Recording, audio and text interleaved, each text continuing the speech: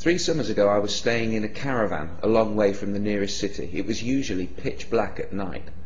I had given my word that I would not smoke inside, so at 1 a.m. I stepped outside for a cigarette.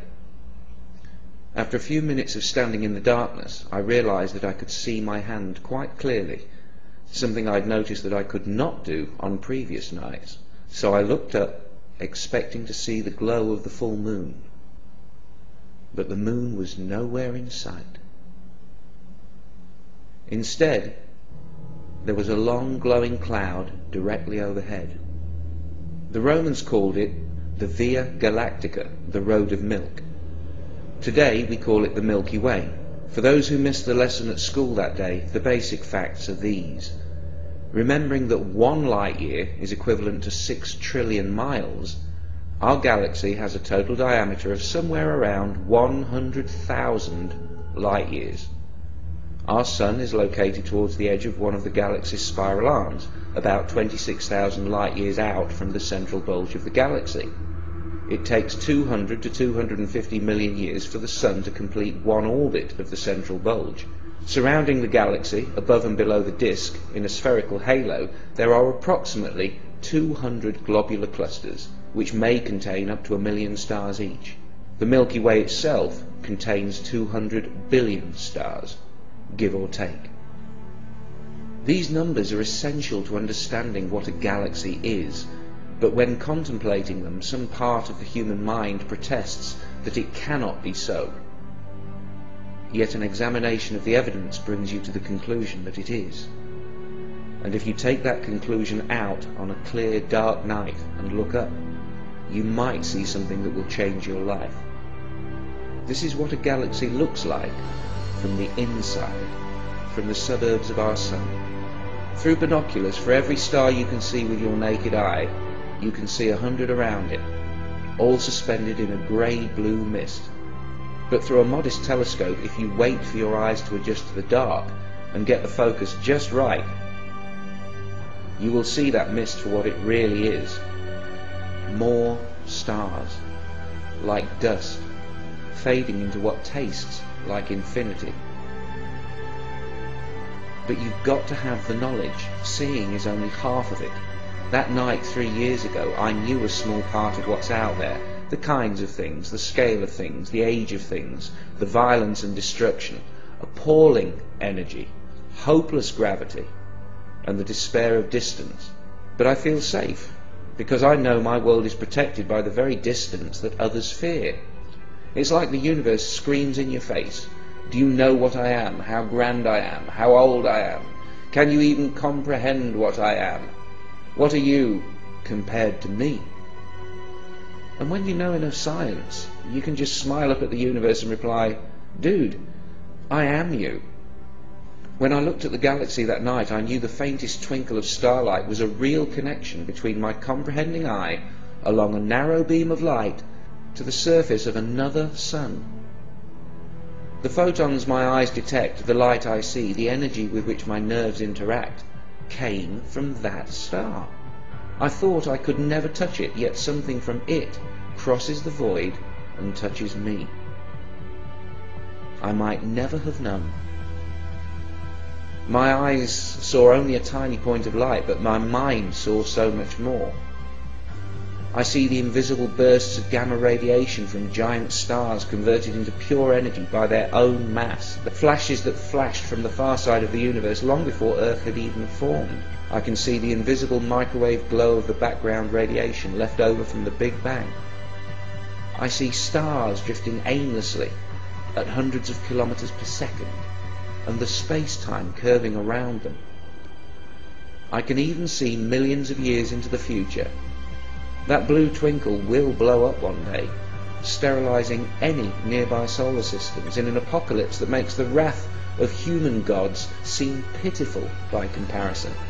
Yet it was from such destruction that I was formed. Stars must die so that I can live. I stepped out of a supernova. And so did you.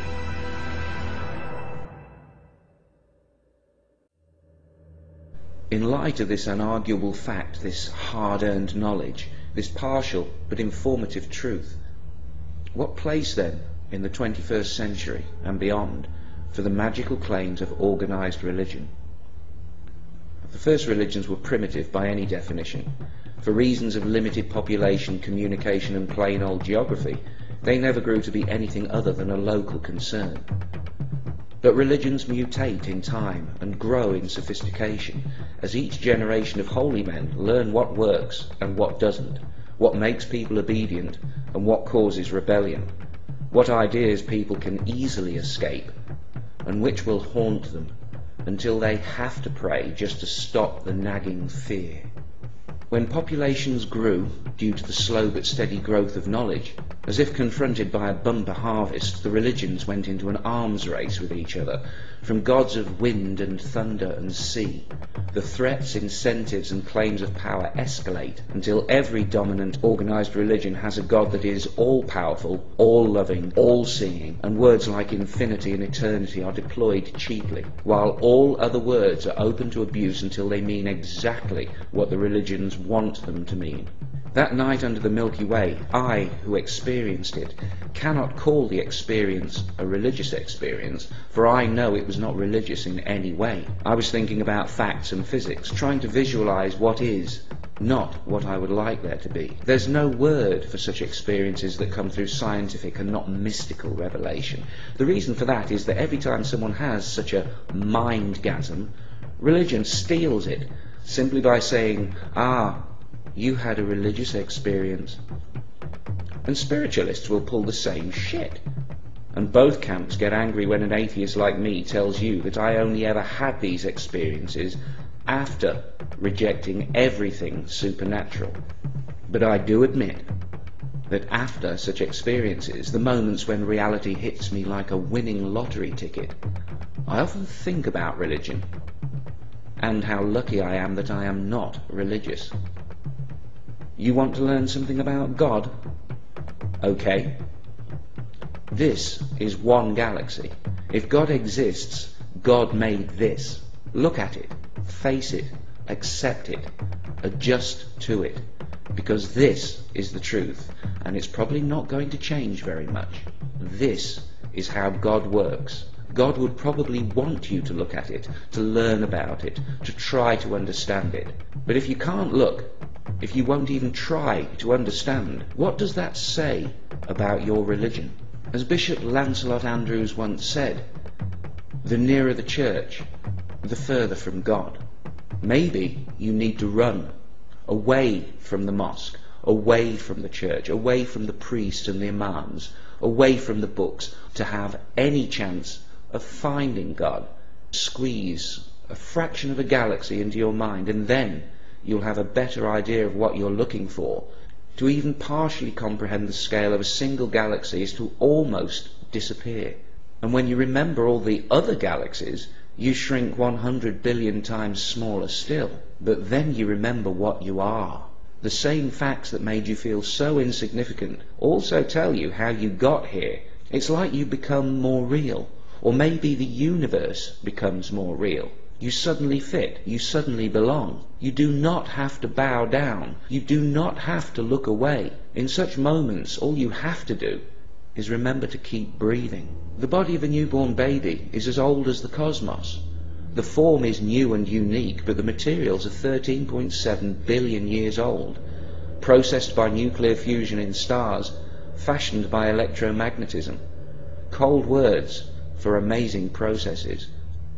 And that baby was you, is you. You're amazing, not only alive, but with a mind. What fool would exchange this for every winning lottery ticket ever drawn? When I compare what scientific knowledge has done for me and what religion tried to do to me, I sometimes literally shiver. Religions tell children they might go to hell and they must believe, while science tells children they came from the stars and presents reasoning they can believe. I've told plenty of young kids about stars and atoms and galaxies and the Big Bang, and I have never seen fear in their eyes, only amazement and curiosity. They want more. Why do kids swim in it? and adults drown in it? What happens to reality between our youngest years and adulthood? Could it be that someone promised us something so beautiful that our universe seems dull, empty, even frightening by comparison? It might still be made by a creator of some kind, but religion has made it look ugly. Religion paints everything not of itself as unholy and sinful, while it beautifies and dignifies its errors, lies and bigotry, like a pig wearing the finest robes. In its efforts to stop us facing reality, religion has become the reality we cannot face. Look at what religion has made us do to ourselves and to each other. Religion stole our love and our loyalty and gave it to a book, to a telepathic father that tells his children that love means kneeling before him. Now, I'm not a parent, but I say that those kids are going to turn out messed up. It cannot be healthy for a child or a species. We were told long ago, and for a long time, that there was only the earth, that we were the centre of everything.